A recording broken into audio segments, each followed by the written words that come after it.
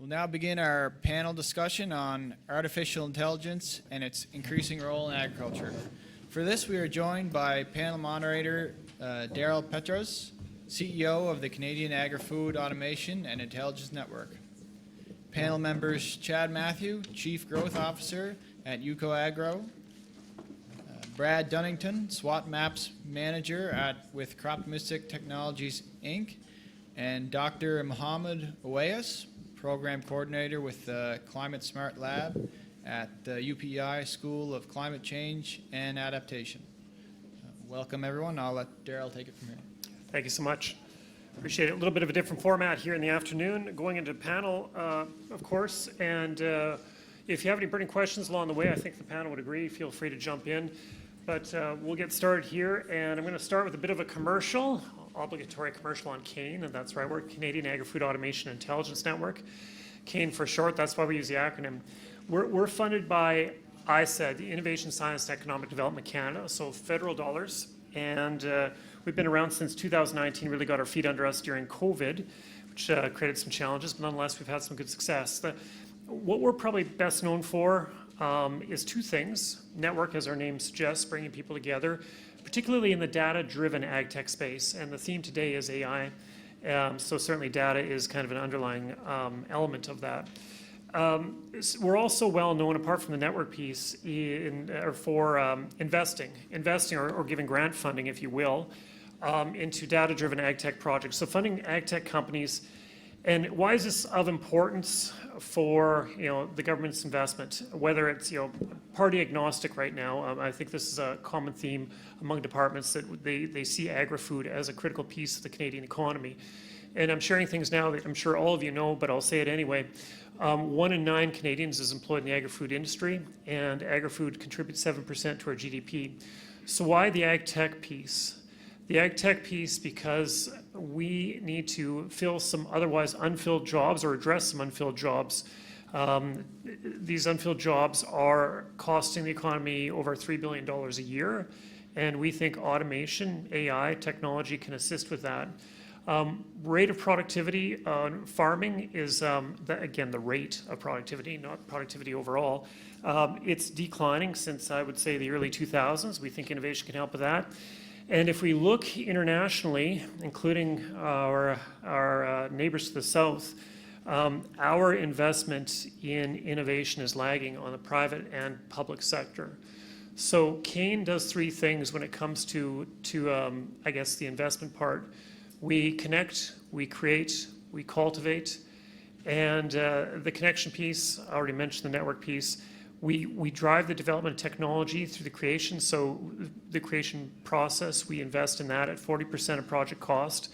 And that's on a reimbursable basis. And the 60% comes from private investment. So to date, we've invested $30 million, and we have secured $70 million in private dollars in Canadian ag tech development. And full disclosure, UCO Agro and Croptimistic, 2 companies represented here today, are our funding recipients. Follow-on investment for projects we put money into is in excess of $3 billion Canadian. We know that it's not just enough to see technology developed in a lab and move from prototype to kind of a fancy finished product. We like to see it actually implemented, adopted. We want to make sure we're solving problems that matter to farmers. So we then look to help with the validation demonstration of technology. Some of you be familiar with the term smart farms. We really associate smart farms with farms that have the capacity to test technology against the industry standard. So typically they're academic or government affiliated. I guess the type of smart farm in my estimation would be AEFC's Living Labs represented in the trade show. We like to support that kind of model, demonstrating the farmers so the farmers aren't taking on the risk themselves with new technology. With that, I didn't really give a whole lot of background about myself. I'm not here to speak a whole bunch more about CAIN or myself. I do come from the innovation space, farming background as well, beef, dairy production out west. But I'm going to turn it over to my fellow panelists for a brief introduction on their own backgrounds. Brad, if I could turn to you. Hi, I'm Brad Dunnington. I grew up in southwest Saskatchewan on a grain farm, and I farmed with my dad when I was 15 until 2006. We rented our farm out, and we also had a pulse processing business on the farm. So we focused on that, and then in 2008, I moved with my family to northeast Saskatchewan to start working for, it was called Crop Row Consulting at that time, and since changed into Crop Domestic Technologies. And 3.5 years ago, my wife and I moved to Halifax because I can live wherever because I work remotely. Thanks, Brad. Dr. Mohammed Awais. Yeah, hello everyone. So my name is Mohammed Awais, and I'm working as a postdoctoral research associate and also the project coordinator for CLISA, Climate Smart Agriculture, in the Canadian Center for Climate Change and Adaptation at the University of Prince Edward Island. So basically, I am an agriculture engineer by my background. So my research mainly involves to develop the methodologies how we can utilize the UAV-based imagery in the field scale. Yeah, thank you very much. Unmanned aerial vehicles, UAV, is that right? Yeah, UAV, like Yeah, unmanned aerial drones. vehicles. Yeah, drones and yeah. Fantastic. Thank you, Mohammed. And we'll go to Chad online now. Chad, I appreciate you joining us remotely. I know you've been, your schedule didn't go as planned because of everything that's happening with airlines. I have to say, I can relate a little bit. Thank you for joining us online. If you want to give a quick introduction. Yeah, thanks for having me. Can you guys hear me? I get a view of the table, but You bet. You're coming through loud and clear. Thanks. excellent. So when I wave like this, I'm not just waving at myself. You guys can hear and see me. That's always a good start when you're remote. And again, deepest apologies for not being there. It was out of my control. There was some weather in Montreal, which I was scheduled to land at yesterday, and my flight was canceled, and there was no opportunity to rebook to get there in time for this. So yeah, winter just sucks. Trust me, I'm from Winnipeg, so you guys think you have it bad out there with a storm. It's been minus 30 here for 2 straight weeks, so I have very little sympathy for you. But irregardless, pleasure to be here, remote or in person, regardless. But and I'm rambling, but my name's Chad Matthews. I work with UK Agro. I'm based out of the Winnipeg, Manitoba area in a small community called LaSalle, Manitoba. It's about 5-10 minutes from Winnipeg. Born and raised in Portage Prairie. I didn't come from a family farm. My dad and my grandpa farmed, and they were out of farming long before I came in the picture, and had an opportunity to really have roots in agriculture. But I grew up in a farming community in Portage Prairie, Manitoba. Lots of friends were farmers and involved in farming. It was something that really just drew to me. I really thought it was just unique and amazing. So I took it in university. Went to the agriculture arena in university and graduated in 2005, and have never looked back. I've been working in ag my entire career.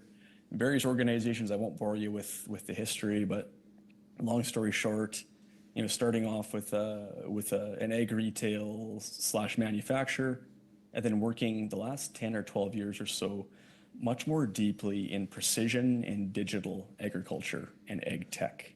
So really happy to be here with you all today, and hope I can provide you some good insights. Awesome. Thanks, Chad.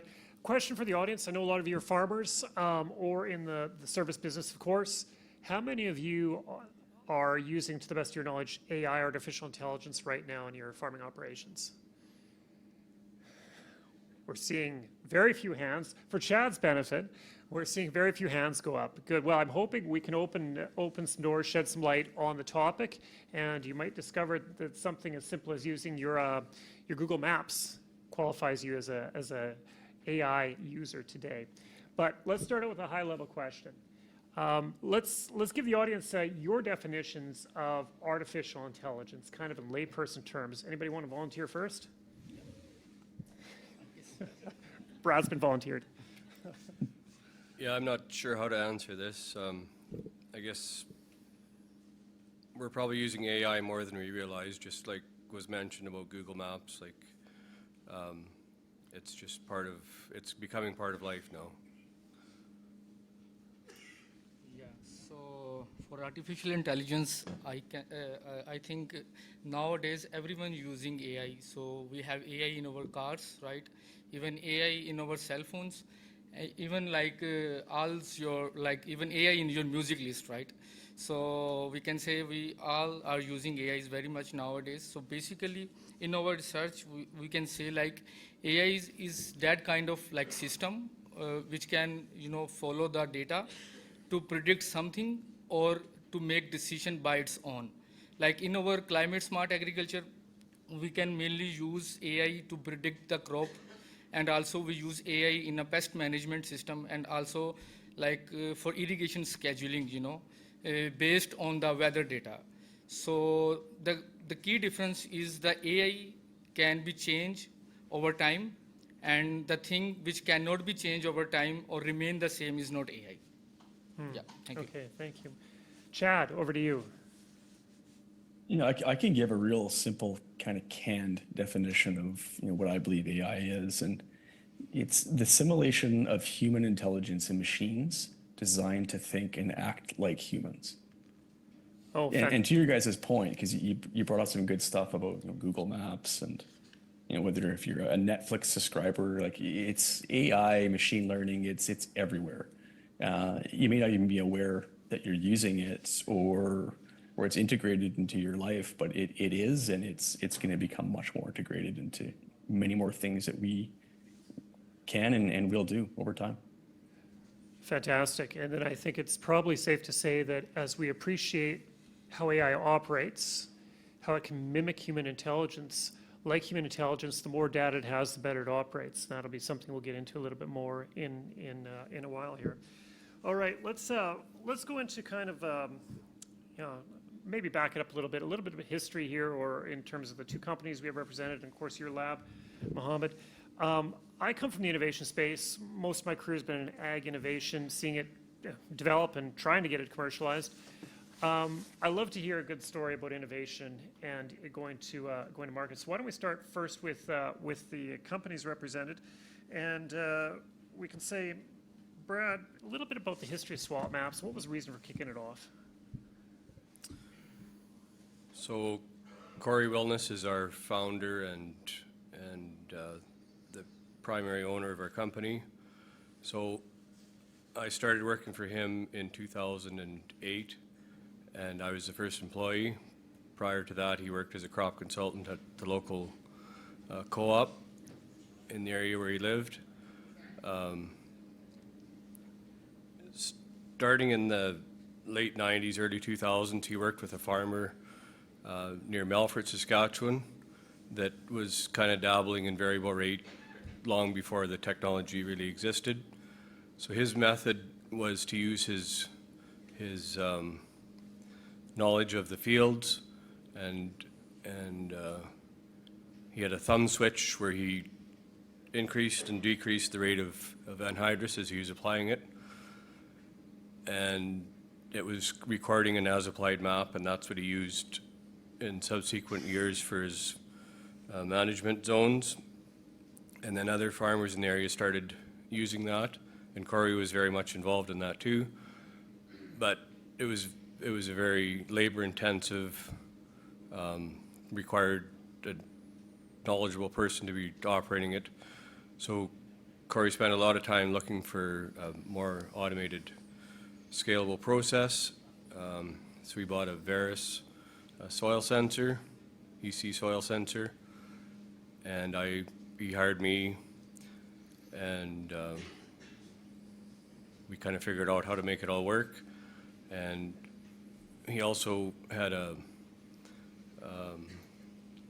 GPS sales business with another local farmer, so they acquired an RTK system because we needed accurate elevation data along with the electrical conductivity data, and he found some software from Minnesota. It was called Ag Data Viewer, and that's what we used to process the raw data we collected into zone maps. And then eventually we came up with the term SWOT maps. So that stands for soil, water, and topography. So we grouped every field into 10 unique zones, and the zones are specific to that field. There's trends that remain the same. So zone 1 is always the highest, driest part of the field, and then you have your mid slopes or flat areas, and then the zone 10 is usually the wettest, lowest ground. And over time, we've used different modeling, but we still, 16 and a half years later, we're still using those same raw data layers to make our zone maps. If I can ask you a question then, when I was farming, and this goes back quite a few years, we'd go into a field, our field's 160 acres, quarter section, and we'd determine the rate of nitrogen application. And that field got the same soaking of nitrogen, whether it needed, portions of it needed or not. Today, with the precision agriculture, you're much more precise than that. Is that a fair, is that a statement that's true today on a smaller basis than a per acre, say, or is that something that's on the cusp? Where's swap maps going with that? Yeah, so we're varying the rate across the landscape, but it's also from year to year. So we soil test every year. So some years you overall need less nitrogen, some years you need more, depending on what happened last year, what kind of crop was grown, etc. Okay. So it varies year to year, but you can get it down to a much finer detail. Got Yeah. it. Okay. Chad, can we turn it over to you? Tell us about UCO, UCO's story, history, to the extent you know it, and because I'm not sure you were there since the beginning, of course, but any insight into the history and what you're working on today? Yeah, like great. I look forward to unpacking that. So, take a step back, because you're right. I've only been with UCO for about a year. The company's been around for over 5. So it's for me to comment on what was the innovation or the breakthrough that really got UCO to today. I'd be doing it more peripherally, right? I wasn't part of that innovation breakthrough, but I can tell you that it was that innovation that compelled me and drew me to UCO. And it's not just the technology, it's the people around the technology. I think you'll see lots of companies with great technology that maybe their people aren't as amazing as their technology. And you see a lot of companies with great people that their technology isn't as great as their people. But UCO's got that perfect balance. And that's what really drew me there. And I could talk all day about the tech stack, about the foundation of the tech stack. It's very solid at UCO, but that's not really what drew me there. I can talk all day about the predictive modeling, because that's what UCO does. We take weather data and we predict disease risk and crop growth staging. And we do it very well, and our models are all local. They're hyper-localized. They use machine learning and artificial intelligence to become smarter and more accurate year over year. So the more you use them, the better they are, and it's all fantastic. But really, I think the innovation that is great at UCO, and it's great at many other companies as well, is that they started with a problem and then went to solution, as opposed to starting with solution and going to problem. I see so many companies in ag tech trying to sell a solution without a problem, or trying to sell a solution without a problem that anyone cares to solve. And that's really a disgrace, because there's a million problems out there without a solution. We should be focusing on that as an industry. So I thought UCO did a really good job of starting with problem and then migrating towards solution, and then building their technology and innovation around the problem.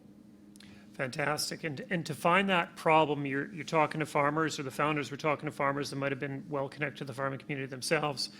I couldn't agree more. I see many dollars in certain jurisdictions, I'll say, invested, these are tax dollars, invested in tech companies that are solving, say, problem number 5 on their consumers list, or their audience's list. And if that's not the most pressing problem that they're solving, then there's less attention to it. But you can imagine if it's problem number 5, and then the consumer, we'll call him or her the farmer, needs to change the behavior, the way they're planting, for example, the way they're seeding, in order to adopt the technology, this becomes very complicated. So part of the journey here, part of the story we want to emphasize, and something that Kane certainly wants to emphasize, is the need to connect with farmers.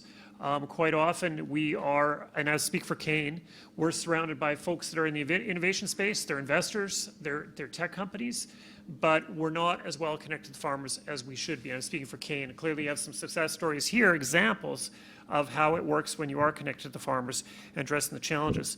So, I mean, at any time, I would invite the producers in the room to, share, and not necessarily now in this format, but reach out anytime you have a pressing challenge that you think innovation could be a solution for. And that kind of draws us to Mohammed's line of work. I could include something. So one of the key innovations like that set up the success for our climate smart lab is after every project we have developed GIS based tools, for the farmers and for the communities. So most of you will know about the CRISP platform that Dr. Zanderbank have some collaboration with the government of PEI. So I think these innovations allow us to create actionable solutions, that address the challenges related to the climate change. So we have a platform for carbon, how we can access the GHG emissions. And we have a platform for real-time weather data. So these are the platform we can deliver to the farmers, so farmer can have easily access, and they can have a forecast their field to look at the field before they can implement something. So I think that's the way we can make our innovations more addressable. Yeah. Fantastic, Yeah. fantastic.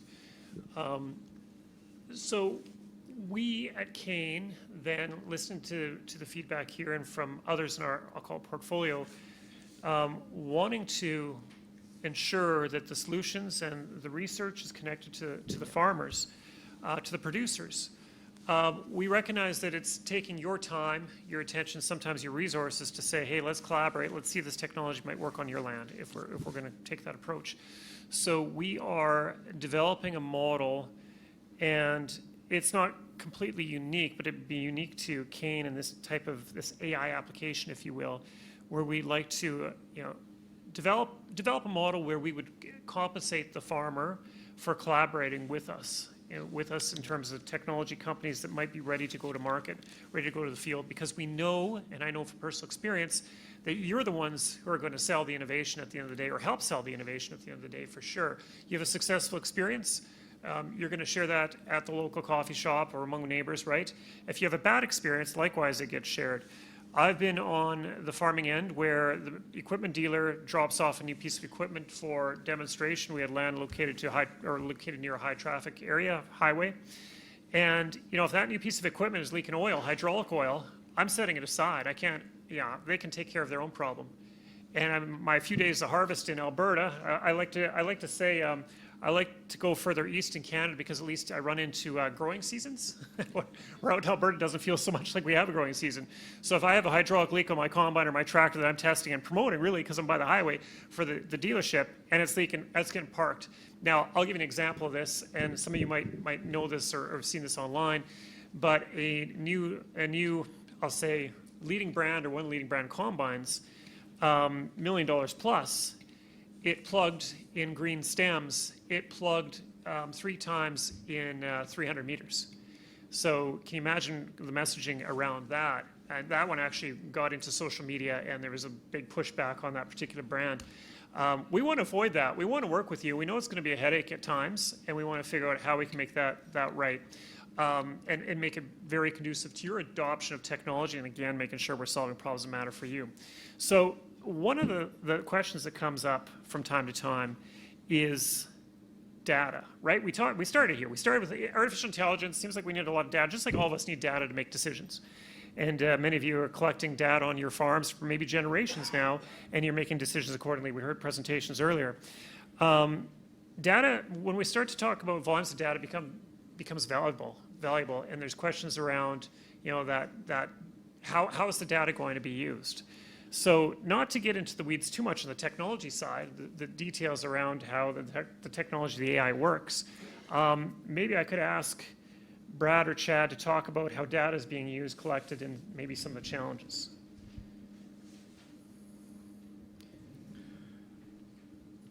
Yeah, okay.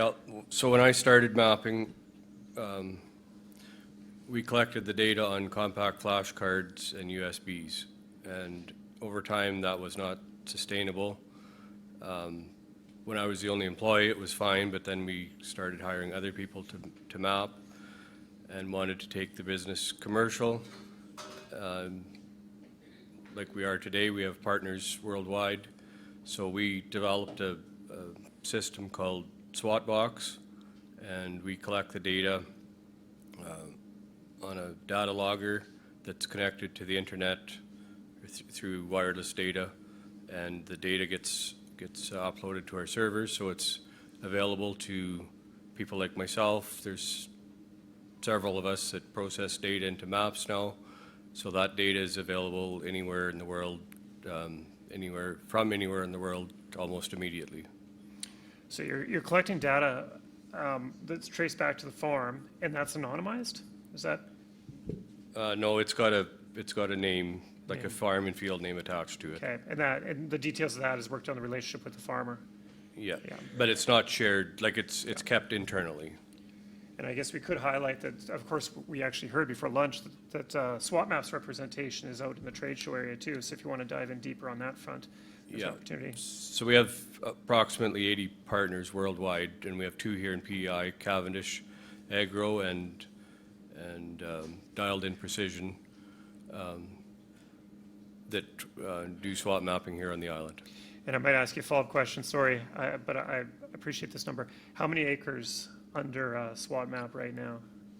Yeah, we've mapped approximately 3.5 million acres worldwide.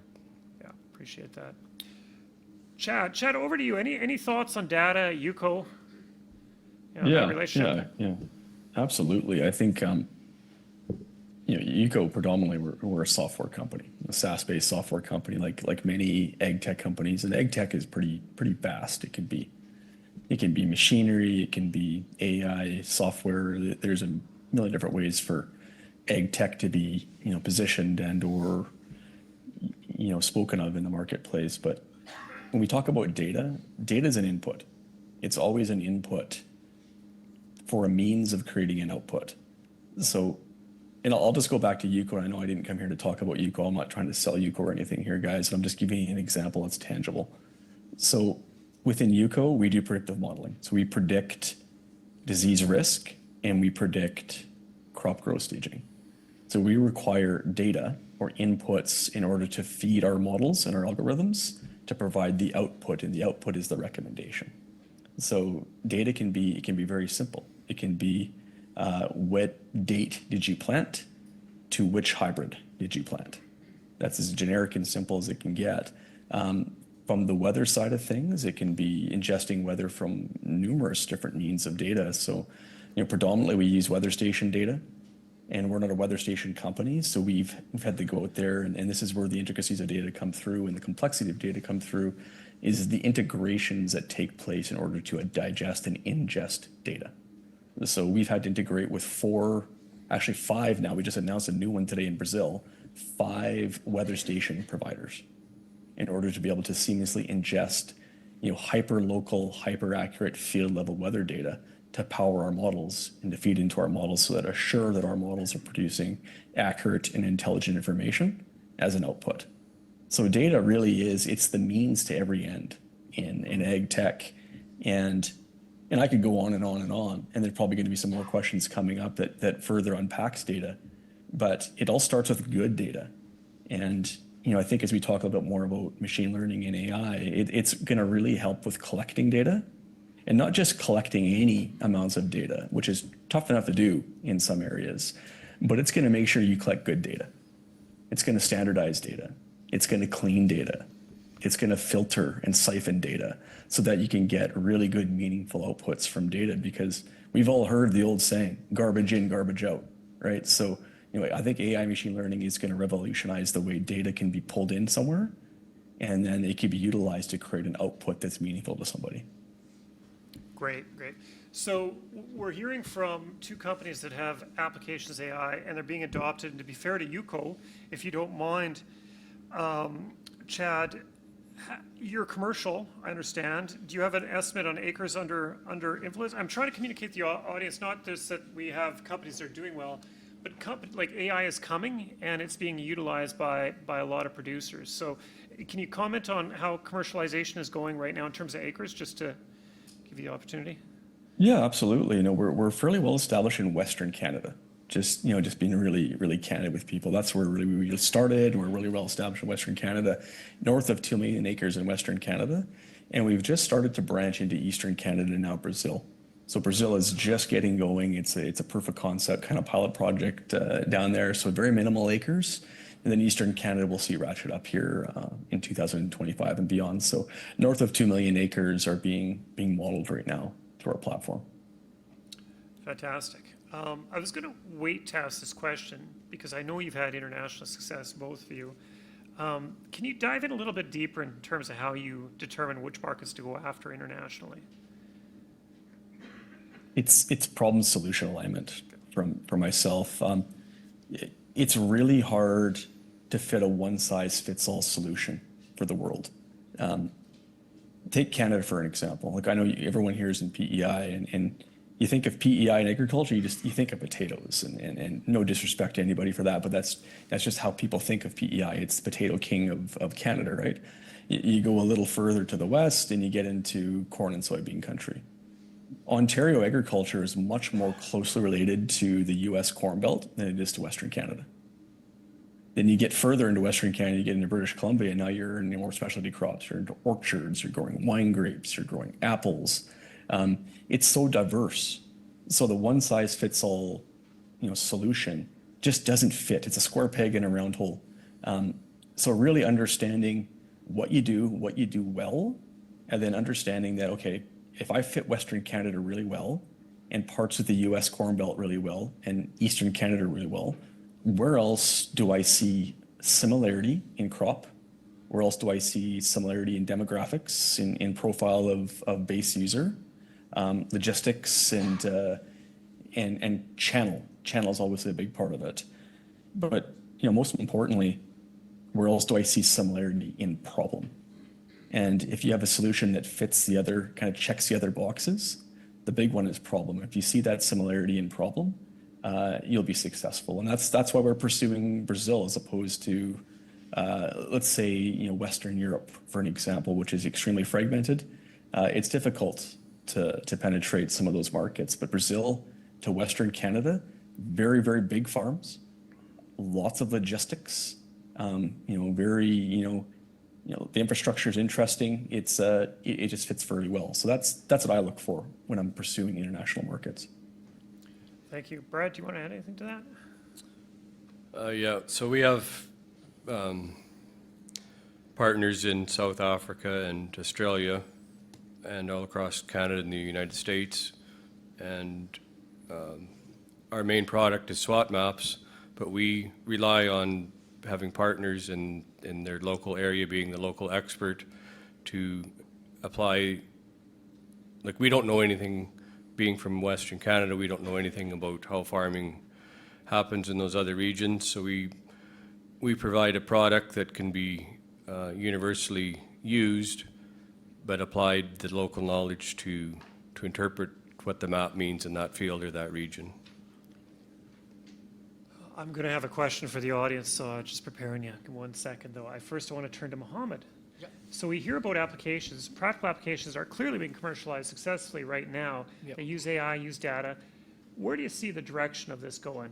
I know you have some international experience. Where do you see the direction going here? Yeah, so for in our research, like in our climate smart lab, like our research is we are doing for urgent need to develop the sustainable solutions, for the agriculture in the future of climate change. So for the directions, like at the end, farmer is the user, So we need to communicate with the farmers in some workshops, and I think that's the way we can explore AI and we use AI in agriculture. Yeah. Okay. So question for the audience. It's a simple question. I didn't mean to build up too much anticipation. Who here likes to complete those surveys that you get from time to time about how production's going, what's the weather like? Show of hands, please. Yeah, that was the same way. So you know how that problem is being solved by some of the folks who collect that data? Satellite imagery, right? So they know you're not giving that data like they might want you to. You're not filling out the surveys like when I was farming, it's like, okay, I fill out the survey and then the futures market changes. I'm sure it's not that direct, but we've got people trading a futures market who are not here on the land doing what we're doing, and I'm giving you information to form your decisions. I feel like I just want to rely on a cash market sometimes. That was my way of thinking at the time, right or wrong. So, data is being collected. So I want to, again, elevate the idea of this data AI. You can see how, these companies wouldn't be successful if they weren't providing value to the consumer, to the farmer, or whether it's business to business or to the farmer. But you're going to want to, you want to be aware of that data. You want to be aware of how it's being collected. I'm not sure, that data is being collected that way over Prince Edward Island, but I know in other parts of Canada it is. And I know some companies will come forward and have in the West, and they say, we've been collecting your data for 5-6 years, and now we can offer you a tool for this much, for this much money to provide a service. It's like, well, if I didn't take that risk for 5 or 6 years, right? So how does, you got to ask the questions. Now, these companies can explain the benefit, the value transaction, but I do want you asking the right questions, because data ownership, data transactions is a big question. You hear about, John Deere, or Case New Holland. I won't pick on any particular brands. Maybe I just did too. I don't mean to. They're collecting data off the combines, off the equipment. So if you're not using AI, like we didn't see a show of hands earlier, a big show of hands. If you're not using AI today, you likely come across in some shape or form directly in your management practice going forward. And it's going to be your data that's important. So these companies are managing that relationship well, and I'm sure companies like this would be happy to explain in greater detail how that can work for your advantage. But just want to put that on your radar. Let's talk about relationships. Boy, that's a pretty broad topic. And what I want to get at is, how have relationships helped or hindered you moving forward? We talk about being aware of the farmer or the end user, and being aware of the challenges they're facing, and then trying to develop a solution for their problem. And I completely subscribe to that model, 100%. Let's talk about, how others in the supply chain, or dare I say, has government assisted you? What was the process there? Just so we kind of have a holistic view of how the innovation system works to deliver that innovation back to the producers. Ultimately, at least that's how Kane thinks, my organization thinks through our lens. Does anyone want to volunteer how any of these bodies have influenced your success to date, or challenged your success, to be fair? I could start. Okay. Thank The you. guy that's sitting 2,000 kilometers away can start. It's a community. Like everyone's heard it takes a community to raise a child, and it's true. And it's sentimental, but it takes a community to raise a company, to raise a solution as well. And let's unpack community and where Daryl's going with that. It's for a startup, like Yuko Agro, we're 5 years in, we're still a startup. And listen, we don't apologize for that. That's very normal. It took Uber 12 years to transition from being a startup. To get out of being cash flow negative to cash flow positive, 12 years. And you think of Uber right now, it's a massive company. It does extremely well. But it takes a lot of time to nurture a company to that point. And you need funding. And you need funding from various streams, and government through the form of grants, extremely integral to the success of a startup. Venture capital, private equity, friends and family, like any form of capital raise, extremely necessary for a new company to start. Customers, in this case, farmers, agronomists, trusted advisors, a network of those that serve the farm. We need them as well. We need them as well to advise us, to tell us, if we're on the right path, if we're building the right solution to the problem that we're trying to solve. Even further down the road of that, it's one thing to build a solution to a problem. That's the easy part. The hard part is building a solution to a problem that people actually will use. So doing it in a simple way, right? So, there's a million tools out there that are amazing, just phenomenal tools, but they are such a burden to learn and use that you only get past that, up to that 2.5% innovator class on the adoption curve of using it because of the pain of using it. So it's just everyone involved, that community effect, right? From people that are helping fund you, supporting you, helping, use their Rolodex to connect you to other people that can help you and help your solution come to fruition. But the whole time you have to be making it simple. If it's not simple, no one's going to use it. And that's not farming. That's just every consumer out there. That's me. I don't farm. I hate cumbersome, heavily burdened tools that take a lot of my time. I'm impatient. I want what I want. I want an outcome, and I want it as quick as possible. So that's what we've really focused on at UCO, is giving the user the outcome they desire as quickly as possible with very little input. Thanks, Chad. Yeah, I think Chad already covered so much points. So the relationship is very important for example, in our research academia, we have a relationship with the farmer. So what product or what tool we develop, we must should be careful the farmer is using this tool and it makes sense to the farmers, right? And they have some benefits so that the farmers can have a best management practices, and also for the their feedback should be very helpful for us to make our tools very beneficial for the communities, and for the facilitator, the funding, it's very important. For example, we have an idea and then we present idea to the funding agency, right? And then they will give us the fund. So that kind of relationship is very important in order to make the agriculture's more innovations, yeah. And that relationships, I guess, is make the gap between farmers and the researchers, yeah. Okay, now you have a captive audience here, and you work with farmers. Do they approach you typically, or do you approach them? How does that Yeah, it's a relationship unfold? mutual understanding. Sometimes farmers approach us, they tell us we have this kind of problems, so do you have any solutions to address this? And some kind, we have some kind of new tools, so we can organize the workshops to invite the farmers, so that we have a discussion on that, yeah. So one thing we haven't really touched on a whole lot, or maybe at all, and something I see pretty common, is the farmers are often the innovators.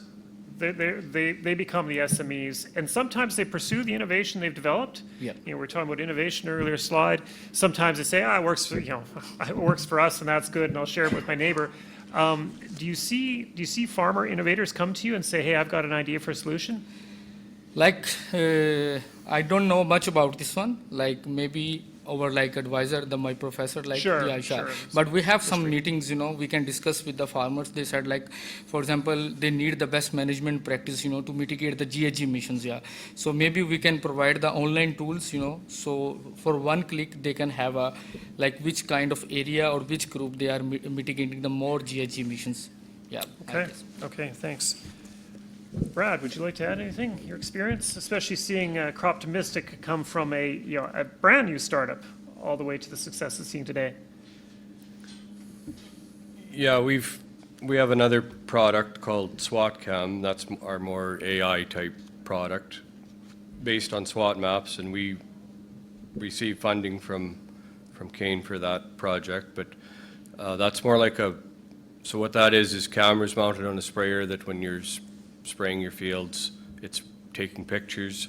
So that's more like a report card of, did we do the variable rate right, or is it effective, or do we need to make adjustments in the future years to tweak the rates of seed and fertilizer seed populations and fertilizer rates. And then as far as relationships, we have partners,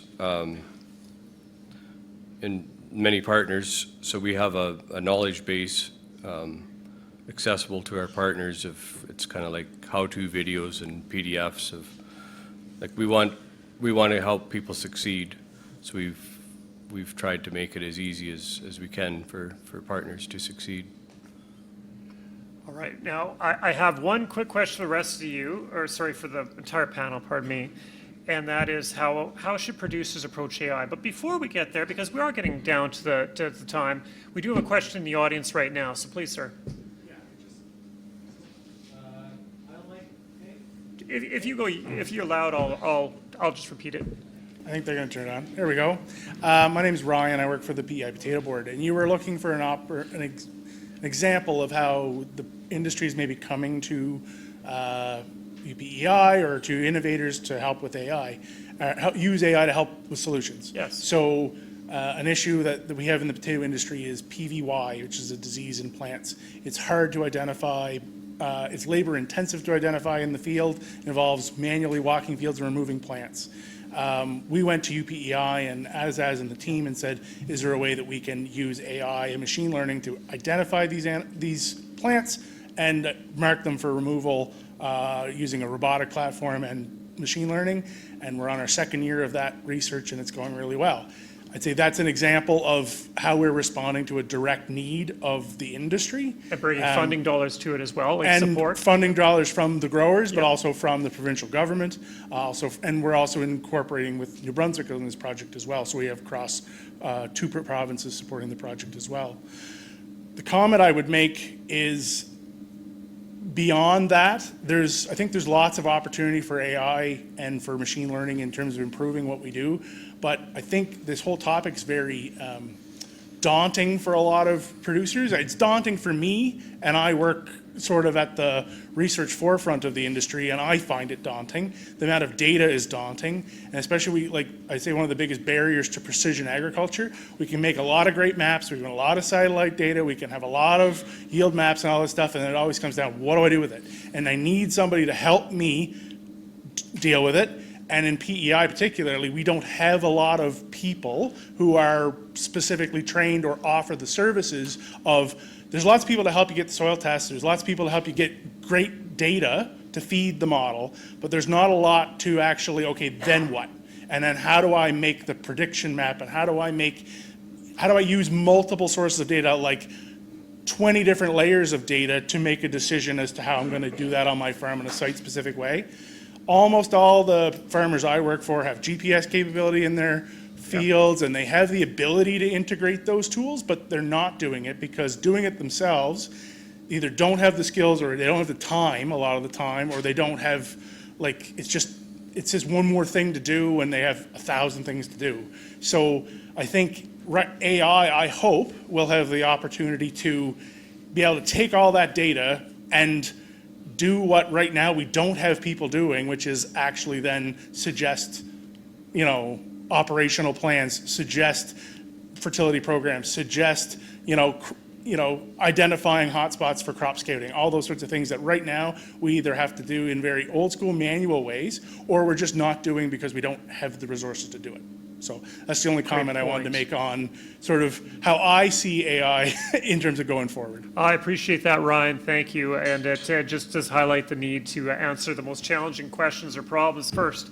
So panel members, anybody want to comment on that? We've got data, we've got tools, but we might not be making the most use, or in some cases, any use of them. Yeah, so we have like Dr. Etazaz and Dr. Zander Wang, they are working on such kind of tools. Maybe like recently we have got project from the AGC. So they are giving the YEN data, yield enhancement network. They have a lot of data. So our plan is to predict, train the models to use that kind of data. So I think maybe Dr. Zander Wang, we should contact with you to get the data and produce something that you want. Yeah.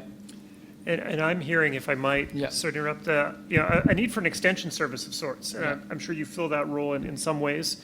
But Kane, my organization, is very interested in learning more about that. We do have an online network. It's free to sign up, not selling anything, network.kane.ca. But if you have these kinds of challenges, part of our role is to try to find solutions, connections for you, and with organizations like the University of Prince Edward Island. Any other thoughts, and maybe just some wrap-up comments? I don't want to cut the audience Q&A short, but just wrap-up comments anyone want to offer in terms of how to approach AI or the technology from the perspective of people who are working with producers who are using the AI right now. I would say Yeah. one thing real quick, because I have a tendency to ramble. And sorry, I was distracted. I just saw a horse run by in the background there. Kind of caught me off guard. But It's true. just keep an open mind, right? AI is new for everyone, not just farmers. It's new for myself. It's new for Brad. It's new for yourself, Daryl, Mohammed, on the panel. It's new for all of us. Keep an open mind. Dabble in a little bit. I just started really using it on a daily basis quite recently. It hasn't been years. It's been very recent, and I find it to be a game changer. My productivity goes up. It's really helping me in my professional life. So I could do the same for all of you in this room.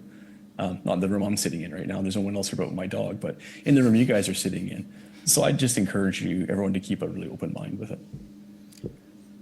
Great words to summarize. Anyone else want to add anything? Or we leave it at that? What do you think? Any more questions from the audience? I know we're pretty much at time here. Anything else? Hope we didn't, hope that was interesting and drew you in closer into AI with curiosity rather than saying, hey, this sounds like a bit of a barrier. I know we might want to shy away from it. We don't want to leave you with that impression. We see the opportunity there, and we know some of your colleagues are using it and having good success with it. Good. All right. I think we're about time, right? About, yeah, right on schedule now, I think.